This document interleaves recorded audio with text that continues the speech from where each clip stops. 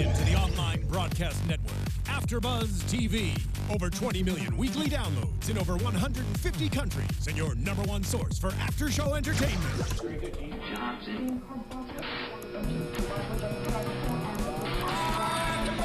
AFTERBUZZ TV, the destination for TV superfans. Producing after shows for over 300 of your favorite TV shows, interviewing celebrities and showrunners, and bringing you behind-the-scenes exclusives. All thanks to E! Entertainment's Maria Menounos, producer Kevin Undergaro, and internet leader Akamai. Now, let the buzz begin! Hey there, Jessica Jones fans. Welcome back to AFTERBUZZ TV for the Jessica Jones After Show. I am your host, Zach Wilson, even though I don't sound like him today. Thank you so much for joining us. I'm just very excited to talk about today. We're talking about episodes 5 and 6, A.K.A. The Sandwich Saved Me, and A.K.A. You're a winner. We're all winners when we're watching Jessica Jones. Really. Is that it? Is that it? Are you sure about that? I think we're all sad when we watch Jessica Jones. We're winners because we get this show. Yeah. Okay. This is true. That's my point. Okay. There's a lot of losing going on in Jessica Jones, but we win because we have a Jessica Jones show to talk about. Talk it out. We're our own Killgrave support group. We really are. Jesus. Oh my god. All right. Okay. As I said, I'm your host, Zach Wilson. Tweet me throughout the week, throughout the show. I've got the live chat up here as well. That Zach Wilson. And let me introduce my fantastic panel again. Everyone's back. Mark Donica is here. I'm everybody's back. That's me. That's how big I am. I Soapbox Mark Donica, A.K.A. I hate everything. Find me on Twitter at Soapbox Mark. I hate everything. Why do you hate everything? We're gonna talk about it. And I'm Emma Fyffe. You can follow me all over the internet at Emma Fyffe, A.K.A. Still really need a black leather motorcycle jacket. So if somebody wants to hook me up with that, I'd be very happy. Hi everyone, I'm Jesse Klein, A.K.A. Bald-headed bishop is the grossest thing I've ever heard. You can find me on Twitter at JessKlein1. Let's get going. Yeah, let's do it. I'm very excited. Again, I apologize if I sound a little hoarse. I'm losing my voice, but that is not going to stop me. But it also meant I got to wear a scarf. Yeah. Exactly. You just warm up your vocal cords. That's the reason I put on this gray infinity scarf. Oh, I thought you were just taking on a new bougie lifestyle. Yeah. I visited Portland over the weekend. Did you make that tea at your house? Is that from Roots outside your garden? Hey, man. As we say every week, though, guys, if you're joining us in the chat roll, if you're commenting on YouTube, or if you're rating us on iTunes, whoever it is, we appreciate you joining us and writing us. All that stuff is amazing. Spoiler-free zone. As I said, we're talking about episodes 5 and 6, so anything before that and including those episodes is fair game to discuss. If you have watched past this show, as I imagine a lot of you have, please keep the spoilers to yourselves. We will talk about those when we get to those episodes. And we'll remind you about the spoiler freeness as often as we can. Yeah. We appreciate because we're watching this show slowly so that we can give you guys our true reactions and predictions and all that stuff. And I know other fans who are joining us really don't want to get spoiled because they don't have time to watch as quick as you did. And you guys are doing an awesome job. When we did Daredevil, we went through the entire series without getting spoiled once, and it was amazing. You guys are doing an awesome job right now, so thank you so much. Now let's dive into this episode. First reactions. What did you guys think? Favorite moments. What stood out to you? Okay. The scene at the bar in the beginning of episode 5. So basically, episode 5 opens up with kind of a flashback to Jessica before Killgrave, when she was first sort of dipping her toes in the superhero life and hanging out with Trish. So basically, first of all, I love that she called out her manager at the job that she wanted to get fired from, that basically he was embezzling money. And so then she leaves and goes and meets Trish at this bar for happy hour. And that scene, I'm going to tell you right now that every single girl in the world wishes they could do that. Jeez. Oh Oh my God, it was amazing. Like, if I had superpowers, that is absolutely how I would use them. I'm just being honest. That guy was such a douchebag. Yes! What a D-bag. And the sad part is that as a woman, you do encounter men out at bars who feel like they have the right to talk to you like that. And the fact that Jessica just to clarify, which worst guy ever are we talking about? The D-bag at the bar or the D-bag at the office? Specifically the D-bag at the bar I'm talking about right now is the guy that referred to his dick as the bald-headed bishop, which just makes me dry heave. It is like, it's shocking to me as a guy that anyone would try these moves. But that's real. But Like, that's it's the real. problem. Yeah. And the weird, the thing about that scene was I was totally expecting a masturbation joke, and then he said it, and I went, "What? Yeah. Oh, it was."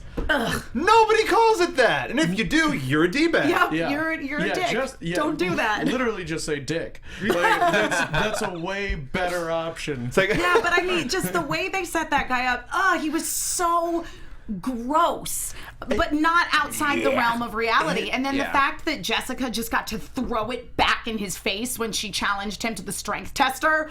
Oh, it was so good. It was so good.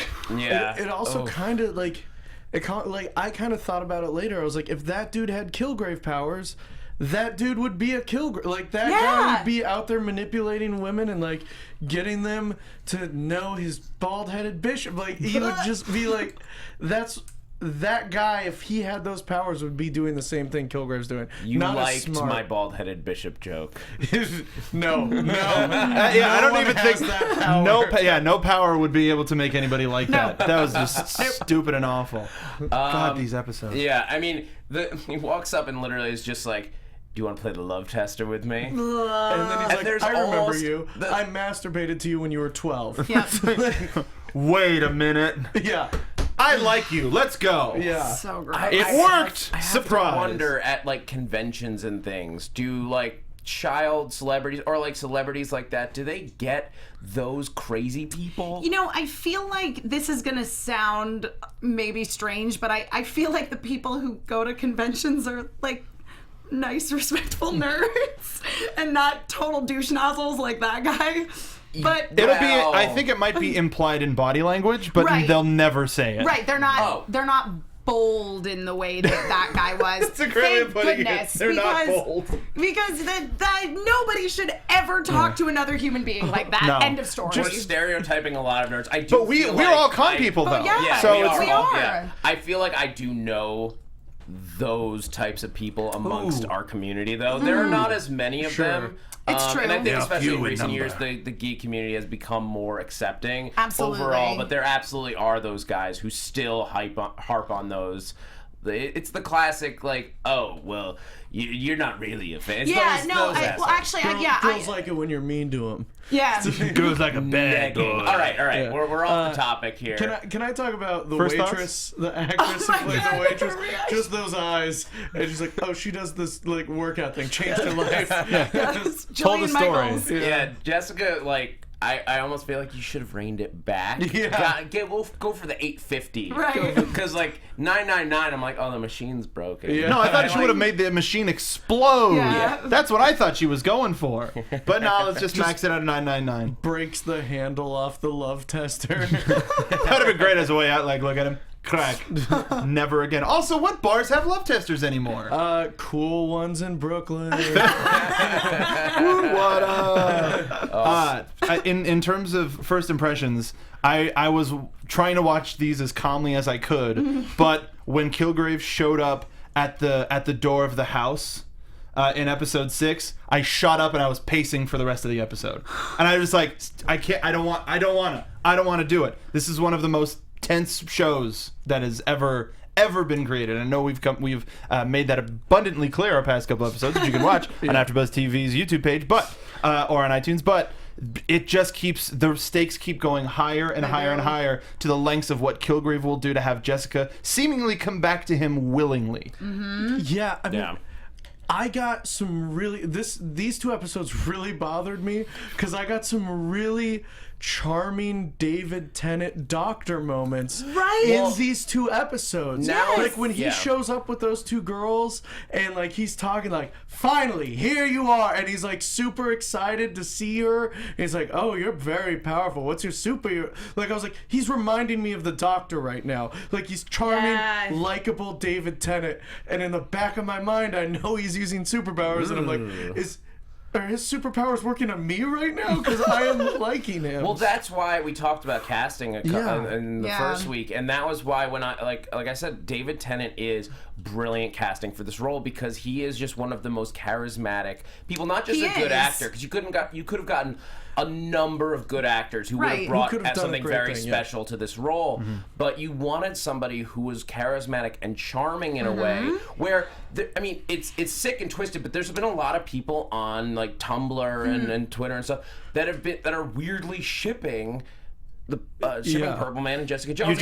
You just said the magic word though, Tumblr. Anything can happen on Tumblr. I know, but this is an especially disturbing combo because you're literally shipping a victim and their attacker. Yeah. Yes. It is. No, it's very disturbing. But at the same time, I feel like, and Jesse, I think you were touching on this, that like you do understand on a certain level because there is still, this is something that David Tennant brings to a lot of his roles, which is sort of this, it's almost an innocence, you know, that like just he's so genuine in that moment where we see that flashback where he discovers Jessica using her super strength. That, again, it's like you have that, he's that open, like wide-eyed, I love the human race doctor, and you want to love him again. Well, that scene I thought was very interesting to watch for a number of reasons. Just the way that it was written and constructed, every piece of it was played right. He walks up with 2 beautiful women on his sides, which is exactly what you would expect somebody with this ability to do, is surround themselves with multiple women at all times, like make himself look good. And when he walks up and he sees what she does, you could almost call this love at first sight. Because I think, and this is because he's grown up in the world pre-incident. Yes. He is unaware of other people with abilities. He just thinks this is him. He's the only one. So in a way, it's paralleled perfectly with her relationship with Luke, because these are 2 people who know they have powers, don't really know that there are others out there like them, and they both experience that same moment of, Jessica is someone just like me. Here's this beautiful woman who I have an immediate connection with just because we came up with the same life. Yeah, I think the thing that makes this show so good is you could make like 3 or 4 tweaks to it and it would be an amazing love story. Yeah, I agree. Like you could make 3 or 4 just real simple tweaks and all of a sudden now it's like this amazing love story. Instead,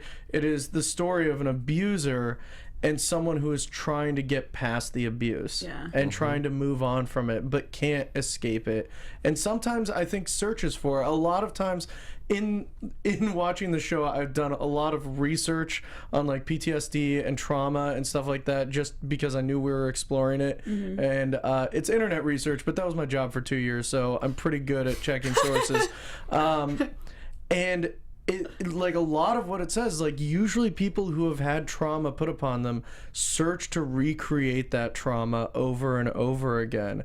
And so while Jess is clearly hating Killgrave, at the same time I think she kind of searches him out as well. And it's kind of a weird like back and forth where this relationship is much more complicated than guy I hate and me trying guy I hate and him trying to hurt her. Like it's a really complicated relationship. There was something that we got in episode 6 at the end of episode 5 and developing more in episode 6 where well, first, just as a pin, the conversation between the homeowner and Killgrave, where he wasn't trying to use his ability whatsoever in relationship to Jessica. I think we're gonna. That's a hint that we're gonna see something more during their relationship where he's not commanding her. He's just trying to talk to her and can't figure out one or the other. And the other thing is, Jessica is in regular contact with him now, taking her own pictures. She is. And that's as terrifying as that is. Yeah, let's talk about that, and then we'll get into the house and everything. Because this is clearly a man in love. Whatever you want to say about like what he does and all the evil behind it, this is a man in love, and this is a man who thinks. I think he thinks he is in love, but it is a man who is obsessed. Well, obsessed is probably a better word. Which is different. Well, I think saying that he is in love is important because I think he believes he is. I agree. But I think he is not in love. He is obsessed, which I think a lot of people will sometimes blur those lines and put them together. But I don't think. Love requires something back. Yes. Well, I guess unrequited love would maybe be in a very serious, real way. Dark. Yeah. But I hope I don't come off too much defending him. But the struggle, and this is why this character is so interesting to watch, is the struggle for him is if he really can't turn it off. Right. This is the closest that he's ever been to love. That is true.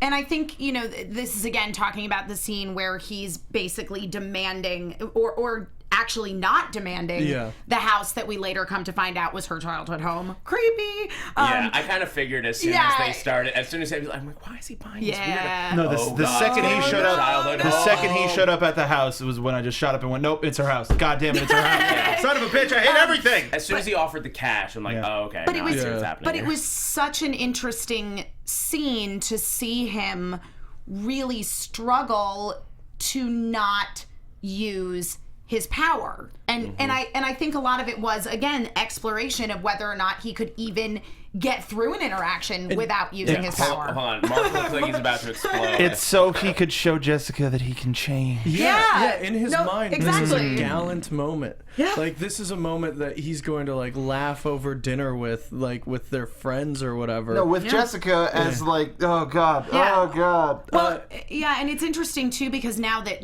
Jessica is sending him the photos, she is doing so willingly. He did not make her do it. So I mean, he said as long as he got the photos, nothing bad would happen to Malcolm. Yeah. So I mean, it's in his mind he is not making her do it, but he is putting her in a position where she has to make that decision. And the scene where he wins the money in the poker, when he wins the money in the poker game, was again like a great showcase for his powers, but also a great showcase for his personality. He gives the girl a stack of hundreds for luck. And like again, it's like he clearly thinks that this is an amazing moment in his love story with Jessica where he won this money in a poker game and now he's off to go buy her childhood house. He also made a guy put his head through a post. It's so creepy how easily we could be led to like this character with just like a few changes. Yeah. Well, that's the thing. I think this is where we've started to see his, again, like a hero of his own story. Like this man is clearly like there's a part of him that wanted it to be good. There's an alternate history where I think so too. Where Killgrave was raised by people who helped him learn to control his abilities, and he is a hero and uses them the way that the lawyer I'm blanking Trinity. Hogarth,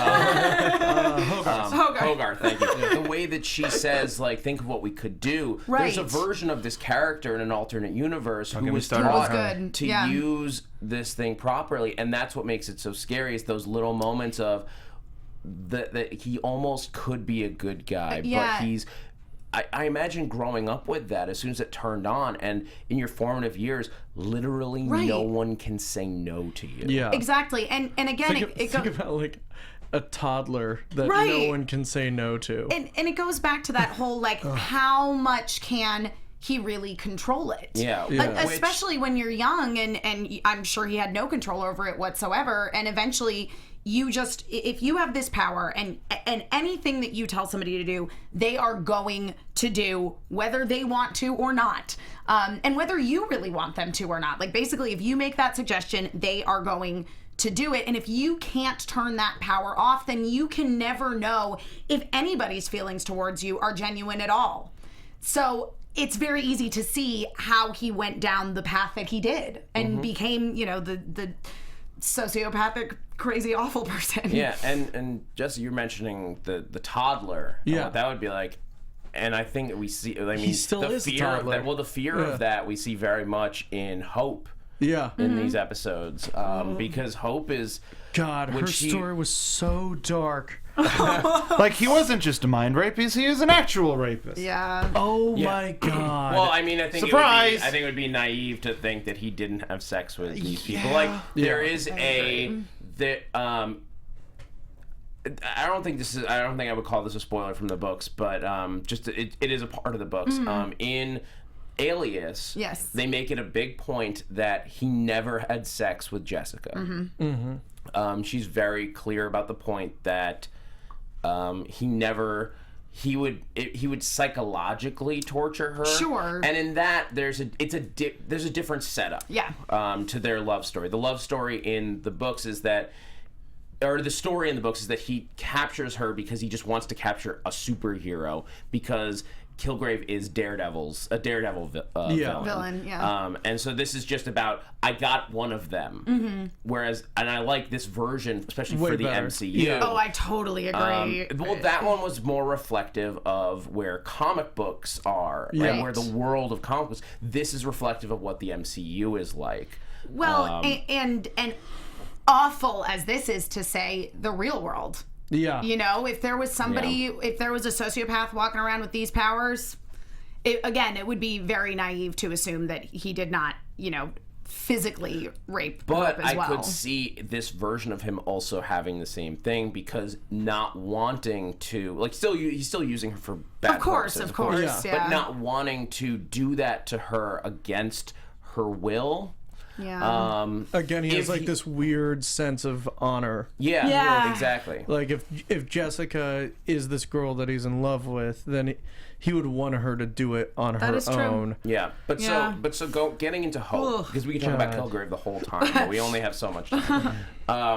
Hope's storyline that she discovers she's pregnant, and she's been paying another prisoner to just try to get her, beat the shit out of her. Beat it out of her. Sissy, yes, that was her name. That actress was wonderful, by the way. Yeah. A little Orange is the New Black type She moment was a little, there. Gotta ease off my digits. Yeah. So weird. So weird. She delivered that line like John Travolta. It was really pleasing. I'm curious how you guys felt. This was truly driven by, I think, and just the idea, the reason I brought it up now is what would a toddler child of Killgrave be? We don't know the origin of his powers, so we can't say if they would be genetically passed on. This is true. But that sounds like one of the the idea of it's not, at that point, it's beyond just I want to have a kid, I don't want to have a kid, this kid. I mean, it's the allegory of a victim of rape getting pregnant, and then what do you do with this child that is part you, part your attacker? Right. Yeah, I think even I don't even know if Hope was worried. I mean, she was, but I think part of it was just, could she raise this child without hating it? Like, could she have a baby without hating it? When she talks about it, every time, every moment it's alive, I'm killing my parents, he's raping me again, like, he's taking advantage of me. Like, that child is the physical representation of the abuse that she felt. And it was so... I guess every time we do this, I'm just going to say the actress who's playing Hope is so good at evoking just real, genuine human emotion out of the viewer. Like, every time I'm just like killed by her. And this was the same. Like, it was just like, yeah, what a really terrible, terrible, terrible circumstance. Yeah.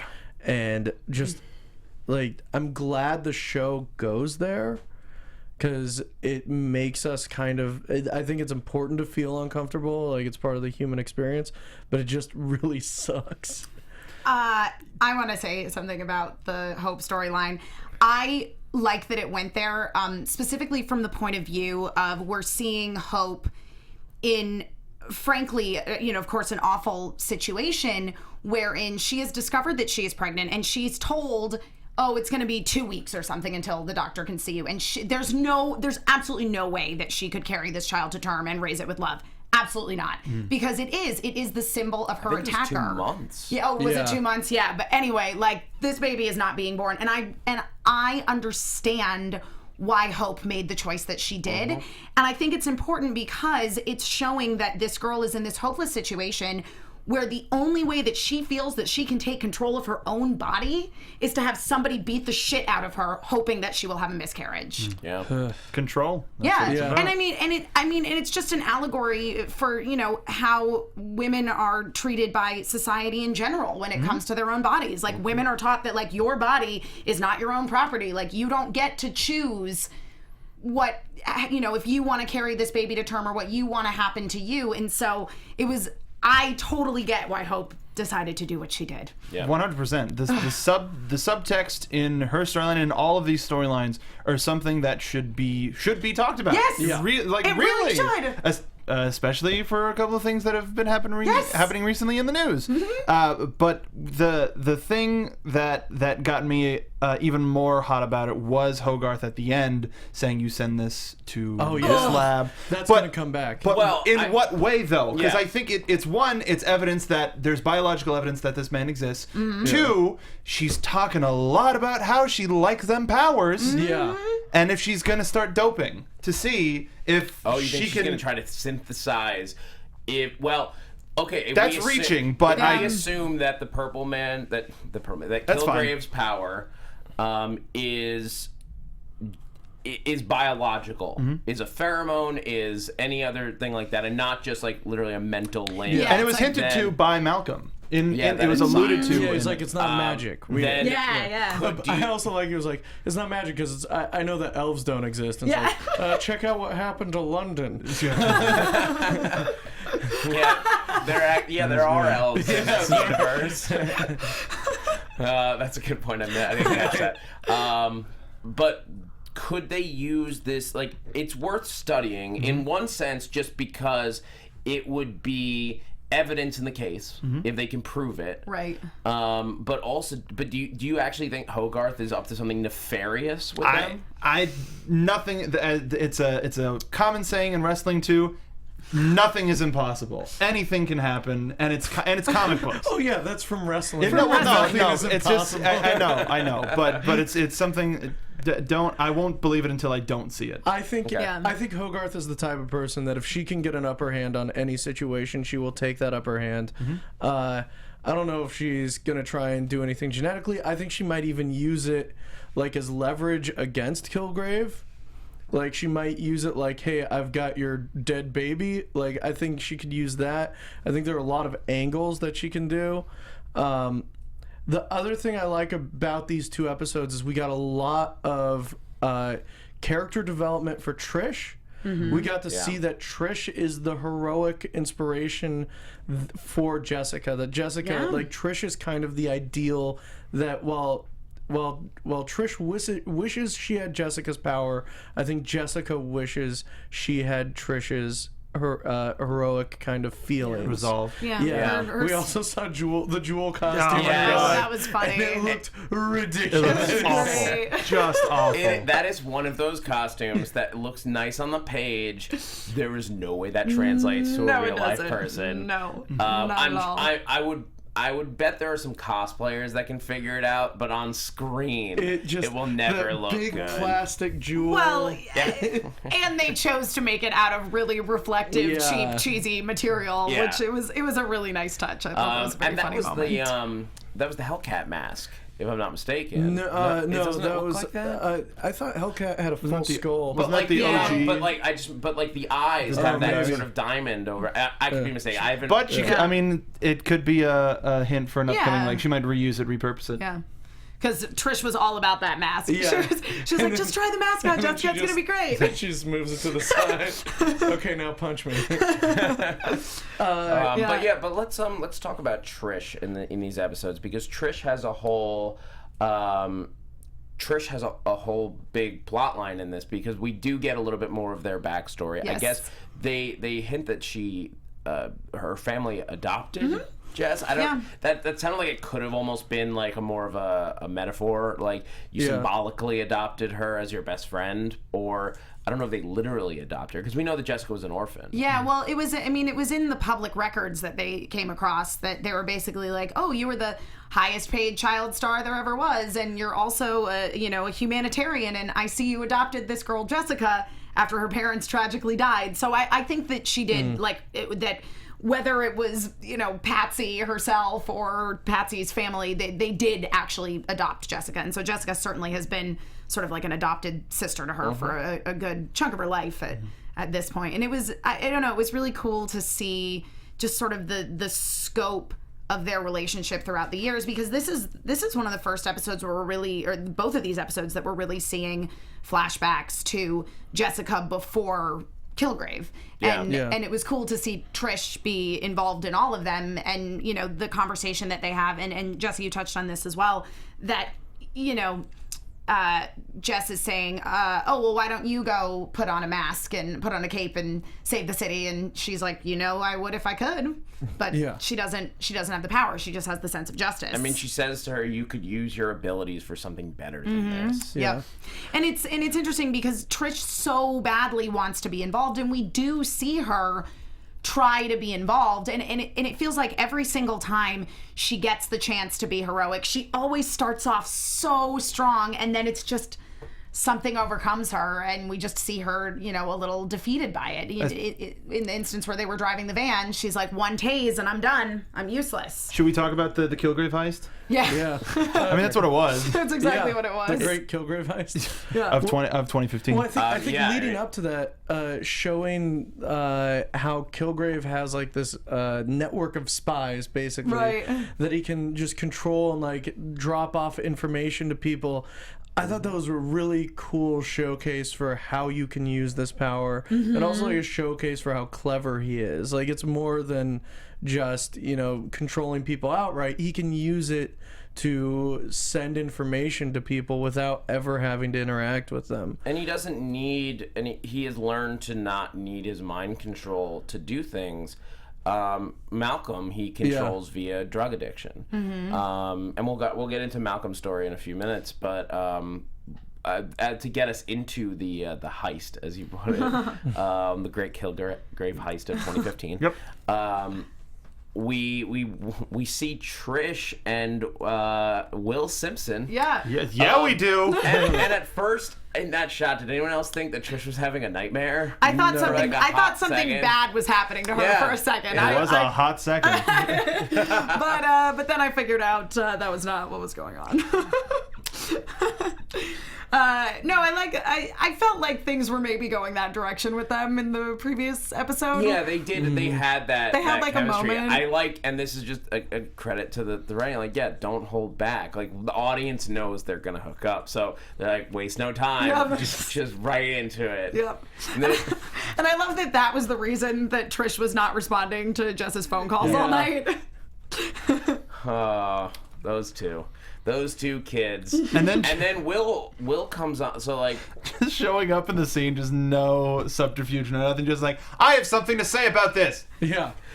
What are you doing here? All right, whatever. Just keep talking. Maybe I should put some pants on. Yeah. Yes. Well, I mean, again, we get some backstory on Wil too. Like, he's all military and everything like that. He's nuke. He's gotta be. Wil Simpson could be. I mean, changing his name to Wil could be a cover. Yeah. Like, he's gotta be. I swear. That is a big decision to make. I mean, there are only so many names in the world. Yeah.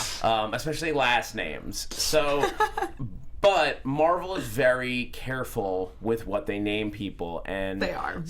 And to make a character Simpson have a similar background, at least job-wise, to a known character, feels like in it a, could implied. be in it a could side be story to intentional, Daredevil as well. Like in a side story to Daredevil, Nuke's a Daredevil villain originally. So like, so like again, it kind of fits together. Also, real quick, in the Cage story, we get a call out to White Tiger. She recommends another detective, Del Toro, and that is the White Tiger in the Marvel universe, who is they've said might be involved with the Iron Fist show. So Nice. Keep it coming, please. Please keep it coming. I love these shows. Oh. Yeah, I mean they keep like the Marvel universe. They've done more and more of just like bringing in these minor characters where they can. I mean, just the big one is next season on Daredevil with the Punisher. They're like, well, we could just do some random people, or we could do Punisher. But that's what Welcome they're back, doing Frank. here. There's why hold back. So I think it does lend credence to your theory that he's Nuke. Yeah. Because if you're gonna have a character, Right. why not make it someone we're familiar with? Yeah. Anyway, getting into the heist. The Great Killgrave Heist of 2015. Yes. So, do you think he's had those kind of bodyguards the whole time, or did he add them, like, since he re-saw Jessica and knows that she's basically hunting him? I think he added them for sure. Like I think once he knew that Jessica knew he was alive, like he knew that Jessica would probably come after him. And he knows his weakness with the Unconsciousness. Yeah, I was going to say medicine. The Anesthesia. Anesthetic. Yeah. Yeah, it's cool. I mean, what did you guys think of the heist itself? Oh, it was so frustrating because they were so close, and then of course we found out about the other bodyguards, and it was the worst. Yeah. I did like the scene between Wil and Jessica in the between each other at the chamber. Like that was that was just a really randomly deep moment in the middle of that episode where the two got to express how they felt about each other to the audience. Yeah. Just openly. Yeah, I mean, this show has done a good job giving us those emotional moments, even as we deal with crazy action sequences and chases and all this. But they can still. There's no reason you can't be talking emotional stuff over that. No. Yeah, I mean, the thing about that was so frustrating is like that chamber's perfect. Like, that is the perfect prison for Killgrave. Like it's hermetically sealed, so. And if they're going with pheromones or virus like in the new Thunderbolts, like it would be perfect to keep him from controlling you because there's nothing coming out of that. So like you could talk to him and he would not be able to control you because you're not being affected by his pheromones. Yeah, I mean it's sealed. It is the air is sealed in there, so there's nothing he can do. Yeah. And they're right there. Right there. There was a moment where I legitimately thought, oh my god, they're gonna get him this early. Yeah. That's crazy. Did anybody else find it weird that it was just a quick? Oh, he's got a tracker. Crap! Like it wasn't anything like super huge, but it was just he's just got a tracker in his jacket. I would think that Jessica would have searched him for that earlier, or felt it because he was like on her. Right. I think she. One, got excited. Yeah. But two, I don't think she thought that he would rely on something like that. Yeah, I think that's a valid point. Yeah, I agree. Yeah, the tracker was such a sad discovery because I was with you. I think, Zach, you said that you did have a moment where you legitimately believed, oh my God, they're going to get him now. Where is this story going? And then it just totally threw me for a loop when it turned out that was not the case. I mean, yes and no, but still, I was mad they didn't win. And it's also people who aren't mind controlled. Yeah. It's just a security company he's hired. Yeah. It's crazy. Anything relating to Jessica, he doesn't want to use mind control for. Yeah. Well, in this one also, I think there's just a logistical sense Yes. of like he doesn't want them to be right nearby because he needs them hidden, but watching him so he can't control them. And it doesn't need to be re-upping every several hours. I did think that if they were going to when they captured him, because they totally did, that we were going to get a whole bunch of like Hannibal Lecter-esque because it looked like the interaction between Wil and Jessica was what all future interactions were going to be. Well, hey, that may still be coming. Yeah. I don't think they would make that set just to use it once. Why not? Probably not. You know the famous theater trope, Chekhov's hermetically sealed chamber. Oh, yes. If you So it's in Three Sisters, right? Yeah, if you leave a hermetically sealed chamber on the fireplace, it must be used by Act 3.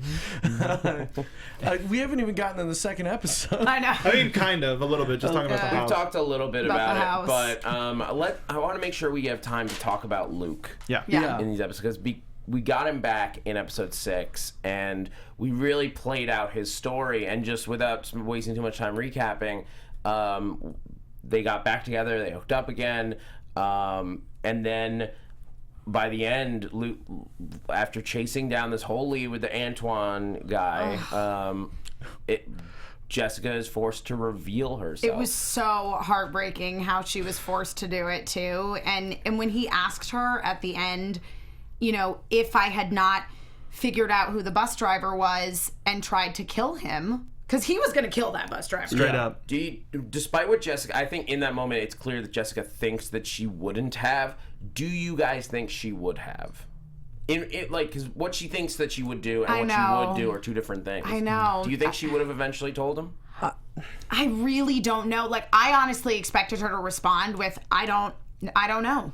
Like the lengths she went to keep Luke from finding out any of that information, like, because she thought that it was going to lead to her, the drug dealer and all that kind of stuff. Like, the length she went to, I don't know if she would. Yeah. Jessica is not perfect, and she's not necessarily she doesn't necessarily make the best decisions, and she's a very flawed character. And I mean, she slept with Luke a bunch of time, and like he said, like we had sex. Like, your hands that touched me were the ones that killed my wife. Like, I think he's aware intellectually that she is not responsible. And he says as much in this episode. He does. That is Killgrave. true. I mean, and he basically does apologize to her for saying, you tried to tell me about Killgrave before, and I didn't listen to you. When Jessica had said to Luke in a previous episode, but, you know, what if it was possible? You know, somebody controls you and you are no longer in control of your actions. And he's like, that's ridiculous. And then, you know, Malcolm fills him in on the whole Killgrave thing. So, yeah, I agree with you. I think that, you know, intellectually, absolutely, he knows it's not her fault, because he is aware of Killgrave's existence and the fact that when you are under Killgrave's control, you're not yourself exactly. Though they did bring up an interesting point, I thought, in this episode that Malcolm brought up when he was in the Killgrave support group of, so Killgrave makes you do all of these things, but you have to wonder if somewhere deep inside of yourself you already have the capacity to be this or to do this. So, you know, I think that, you know, in the case of Luke Cage, it's just right now the emotions are way, way, way overriding the intellectual part of the brain. Yeah, well, that's the big... I mean, Luke makes the distinction. He's like, okay, I understand. Like, he understands, and I think he almost is willing to not forgive necessarily, but not blame her for his wife's murder. That said, when he wants to know, like... But he wasn't controlling you when you didn't tell me. Right. And when you slept with me knowing this. It's not like you figured it out later. And she knew. And they also make it abundantly clear that he really is falling in love with her. And and he thought that Jessica, again, it goes back to that whole love at first sight thing with Killgrave in a really, you know, in a really screwed up kind of way, but with Luke in a really lovely kind of way, where he sees this woman who is his equal. She also has powers. He can't break her, and she is a mess, but like he's willing to work with it. I think that's why it hurts so much, is because he loves her, or he's falling in love with her, and because of that, having her betray him so much, I think is what is the most painful part. Yep. For a man who is unbreakable, he has been broken. He has had his heart broken. I'm sure that's a line that's been used in the writer's room. In the writer's room. I think it might also be a case of him going, "This could be me too." Yeah. Like I'm this. I have all of these abilities. This is what this guy can do, and I might be this broken too. Yep. I might end up killing people without my control. Again, the fights were it's not Daredevil. There's not a lot of flips or anything like that. I watched a couple episodes of Daredevil over the long weekend, and I was like, oh man, these are cool fights. None of that. I did like Luke just throwing a table onto 4 guys, and the one guy left going, holy crap. and him not hurting the dogs. You win, bro. Yes, That's I was not going what to he say, said. I loved the... I don't hurt dogs. Yeah, exactly. I mean, Luke is just being presented as he's such a sweet guy. As he yells "Sweet Christmas" for the second time on screen. Number 2. Number 1 was around sex. Number 2 was around drugs. Maybe at a rock concert. Whole lot of pot. Yeah. For the that'll be the trifecta. next one. With such an innocent catchphrase. Yeah. Yeah. Sweet Christmas. That's a lot of pot. I mean, I don't know. I think they could easily not show Luke again in the series. I think they could easily not They could not show him again. I think they probably will. Yeah. But I think it's kind of important for Jessica's character development for her to show that, or to see what it is like to be a good person again, and like to get back into, like, you know, being responsible for her actions. And again, Jessica is not the greatest person on earth. She's just trying to do the right thing. Yeah. And however, Luke Cage has proclaimed that she is a piece of shit. So he was wrong. He hit that T. Yeah. Yeah. I mean, his first line about it is great. Jessica Jones, you are a hard drinking mess of a woman. Yeah. But you are not a piece of shit. Yeah. But he was And- wrong. He changes his mind. I mean, that's what's great about this character, is that she really, like, she's our hero of the story, but she made a really, really bad decision. Like, the one night, the drunken hookup, you could, like, almost be like, well, they were drinking and, like, it happened. But she basically entered into a relationship with him. Right. And to be fair, she didn't initially realize, even when she kind of got back into it, that was his wife. But as soon as she realized, of course she should have told him. But at the same time, I feel like as a person, you understand why she didn't. Well, wait, she knew from the beginning. No, I think that's why she started following Luke. Oh, Yeah. it was because She wanted to know. entire I think time. she wanted to know to eventually tell him. I see. Okay. And then and here's the parallel between her and Killgrave. And then Right. in watching him, fell in love with him. Okay, I thought that she didn't realize until she saw the photo in his medicine cabinet. I think that was just an unfriendly reminder. Oh, okay. Yeah, a What am I very doing? painful moment of just like, yeah, you did this thing, and Yeah. like you can try to forget, but no, there's the person you're. Okay, I take it back then. She's horrible. Piece of shit. She made a really, really terrible Yeah. decision, So- and like all the good intentions she might have had in like following him or whatever it was. right. It's all for naught. All right. Very low on time. I wanna before we go, I wanna make sure we just talk quickly about Malcolm's storyline, because he was such a significant part of You're a Winner.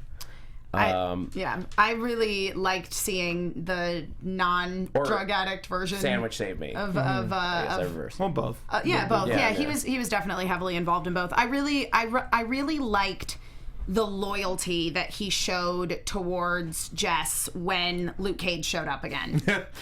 Hey, what are you doing here? Yeah. Can I help you, sir? Just 2 foot taller, bigger dude. Like, excuse me, no. I'm trying to talk to my friend Jessica. Yeah. I'll kick your ass. Okay, kick your ass if I have to. If he was Killgrave, we'd all be dead. Yeah. Yeah, I like that, basically he was like, well, you better not mess with her because because I went through hell with this guy Killgrave, and so did she. And, should Malcolm have told Luke Cage about Killgrave? I don't know.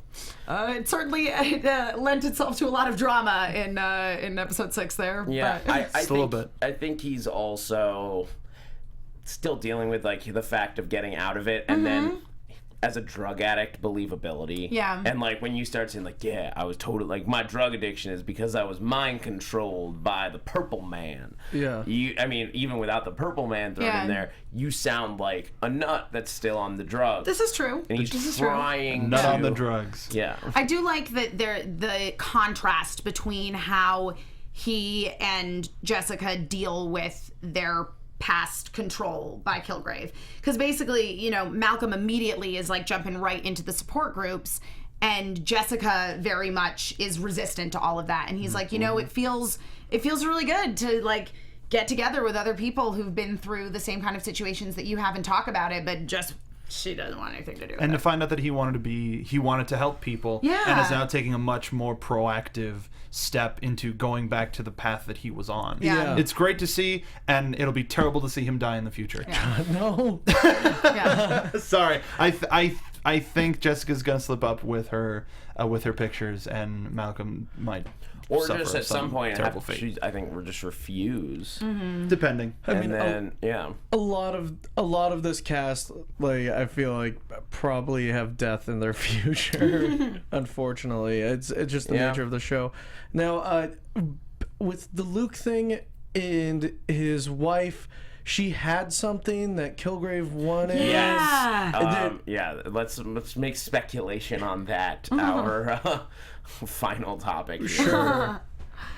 Flash drive that had been buried in a suitcase under cement in an abandoned building. Yeah. What in the world could possibly be on that there? Killgrave wants so badly. Is it information on his origin story? Or just proof that he exists? Yeah. I mean, he doesn't need proof that he exists. He needs to destroy proof that he exists. Yeah. That's true. Okay. All right, I could see that. And just going far out into left field, I think it could be our connection to the other series. I think it could be information about that will link us to some of the other shows. Right. Yeah. Oh yeah. I think it could be like he could have seen, depending on when this takes place again, because we still don't know.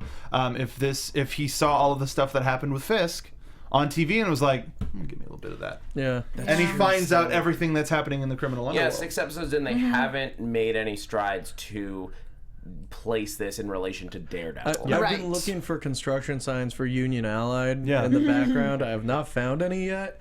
This kitchen is not that big. So.